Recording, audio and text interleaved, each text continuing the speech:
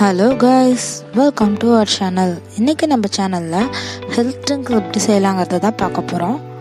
இதுக்கு நான் ஒரு பாத்திரம் எடுத்துருக்கேங்க. அந்த பாத்திரம் ஹீட் ஆனதுக்கப்புறமா கருப்பு கோணி அரிசியை ஒரு கப் அதில் ஆட் பண்ணியிருக்கேன். அதை வறுத்துக்கலாங்க. ரொம்ப வறுக்க வேணாம், மீடியமான ஃப்ளேமில் வச்சு அளவாக வறுத்துக்கலாம். இப்போ அதை ஒரு பிளேட்டில் செட் பண்ணிட்டாங்க. அடுத்தது கருப்பு முழு உளுந்து இருக்குல்லங்க, அதை எடுத்து இதில் ஆட் பண்ணியிருக்கேன். அதையும் அதே மாதிரி மீடியம் ஃப்ளேமில் வச்சு வறுத்துக்கலாம். ரொம்ப வறுக்கணும்னு இல்லை, உளுந்து ஓரளவுக்கு வறுந்ததுமே உளுந்து ஸ்மெல் அடிக்கணும், அது கரெக்டான ஸ்டேஜு. அப்புறம் எடுத்துடலாம். ஒரு கப்பு பாசிப்பயிறு எடுத்துருக்கேங்க, உடச்சது.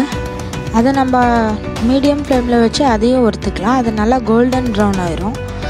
அது வரைக்கும் வறுத்ததுக்கப்புறமா அதையும் நம்ம ஒரு பிளேட்டில் செட் பண்ணிடலாங்க. ஃபைனலாக பச்சரிசியாக வறுக்க அதுவுமே நல்லா கோல்டன் ப்ரௌன் கலராக சேஞ்ச் ஆகுங்க. அந்த ரொம்ப வறுக்காதீங்க, ஓரளவுக்கு வறுத்ததையும் பாதி தெரியும். அந்த மாதிரி வறுத்ததுக்கப்புறமா அதை ஆஃப் பண்ணிடலாம். இதையும் அந்த பிளேட்டில் கொட்டிடுங்க.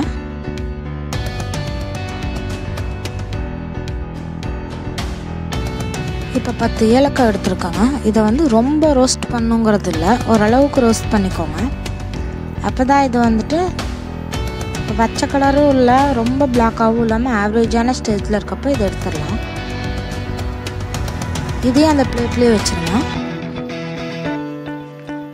இதையும் வச்சுட்டு நெக்ஸ்ட் ஒரு 10 பாதாம் எடுத்துக்கலாம். 10னா 10ன்னு இல்லை, உங்களுக்கு எவ்வளோ வேணுமோ ஆட் பண்ணிக்கோங்க. அதையும் ஆட் பண்ணிவிட்டு அதையும் ஓரளவுக்கு ரோஸ்ட் பண்ணிக்கோங்க. கலர் சேஞ்ச் ஆகுங்க. கலர் சேஞ்ச் ஆனதுக்கப்புறமா அதையும் நம்ம அதில் ஆட் பண்ணிக்கலாம். இப்போ இந்த 6 திங்ஸையும் நல்லா ஆற வச்சிடலாம். அதை நீங்கள் ஃபேன் கடியில் வைக்கணும்னு இல்லை, நீங்கள் அதை அப்படியே வச்சுருங்க, அது ஆறிடும். ஆறினதுக்கப்புறமா ஜாரில் போட்டு அதை நம்ம அரைச்சி பவுடராக வைக்கணும்.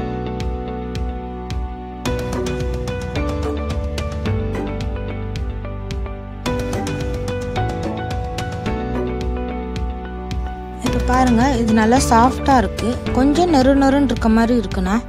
நீங்கள் சளிச்சிட்டு அதுக்கப்புறமா ஒரு பாக்ஸில் ஸ்டோர் பண்ணி வச்சுக்கோங்க. இது நிறையா நாள் வச்சாலும் ஒன்றும் ஆகாது. இப்போ நான் அதை கூழ் மாதிரி காய்ச்ச போகிறேன்.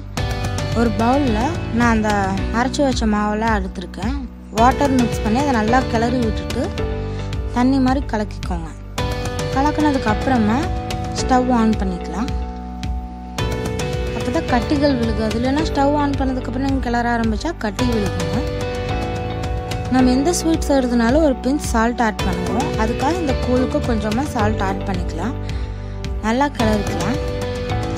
கட்டி விழுகாமல் இருக்கணுங்க, அதனால் அடிக்கடி இடையில கிளறிட்டே இருங்க. இப்போது இதில் நீங்கள் சுகர் ஆட் பண்ணணும். சுகர் வேணால் சுகர், இல்லைன்னா வெல்லம், கரும்பு சர்க்கரை, பனக்கருப்பட்டி என்ன வேணாலும் நீங்கள் ஆட் பண்ணிக்கலாம். கருப்பட்டி வெல்லம்லாம் பிடிக்காதவங்க சுகர் ஆட் பண்ணிக்கோங்க. ஆனால் வெல்லம் கருப்பட்டியெல்லாம் யூஸ் பண்ணி குடிக்கிறது தான் இது ஹெல்த்து. அதையும் ஆட் பண்ணி இதை நல்லா கிளறிக்கலாம். இது இப்போ கொஞ்சம் திக்காகிற இந்த ஸ்டேஜில் இதை நம்ம லோ ஃப்ளேமில் வச்சு மில்க் ஆட் பண்ணணுங்க. மில்க் அவங்களுக்கு எவ்வளோ வேணும், நிறையா வேணும்னு சொன்னால் நீங்கள் நிறையா ஆட் பண்ணிக்கலாம், இல்லை அளவாக போதும்னு சொன்னால் பண்ணலாம். மில்க் ஆட் பண்ணாமல் கூட குடிக்கலாம், நல்லா தான் இருக்கும். இப்போது நம்ம ஸ்டவ் ஆஃப் பண்ணிவிட்டு இதை நம்ம கிளாஸில் ஷிஃப்ட் பண்ணிக்கலாம். கிளாஸில் ஷிஃப்ட் பண்ணிவிட்டு ஸ்பூன் போட்டு கொடுத்துடலாம். இல்லை நீங்கள் மில்க்கோ இல்லை வாட்டரோ நிறையா ஆட் பண்ணி ரொம்ப லிக்விட் மாதிரி இதை கலர்னிங்கனாலும் அப்படி கிளாஸ்லேயே கொடுத்தீங்கனாலும் குடிச்சிக்கலாம், நல்லாயிருக்கும். இது ஹெல்த்துக்கு ரொம்ப நல்லதுங்க. குழந்தைகளிலேருந்து பெரியவங்க வரைக்கும் எல்லாருமே இதை சாப்பிட்லாங்க. ட்ரை பண்ணி பார்த்து குழந்தைகளுக்கு பெரியவங்க எல்லாத்துக்குமே இதை கொடுங்க. நம்மளோட ஹெல்த் ட்ரிங்க்ஸ் ரெடிங்க.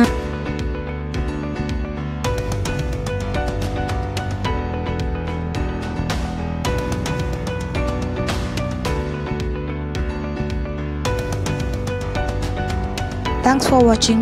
நம்ம சேனலில் லைக் பண்ணுங்கள், சப்ஸ்கிரைப் பண்ணுங்கள், கமெண்ட் பண்ணுங்கள். இது வரைக்கும் நம்ம சேனலில் சப்ஸ்கிரைப் பண்ணாத எல்லாரும் மறக்காமல் சப்ஸ்கிரைப் பண்ணுங்கள்.